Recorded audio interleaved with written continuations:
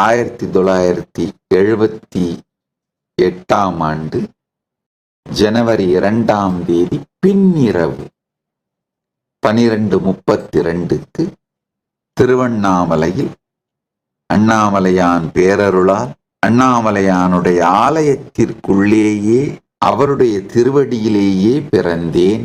நம்ம ஹிந்து கேலண்டர் படி ஜனவரி 2ன்னு சொல்லுவோம். ஏன்னா விடிந்த பிறகுதான் அடுத்த நாளை நாம் கணக்கெடுப்போம். ஆனால் ஆங்கில கேலண்டர்ல நைட்டு 12 மணி தாண்டி விட்டாலே அடுத்த நாள்னு கணக்கெடுப்பாங்க. அதனால ஆங்கில கேலண்டர் படி ஜனவரி 3ன்னு சொல்லலாம். எந்த பர்த் சர்டிஃபிகேட்டும் எதுவுமே இல்லை.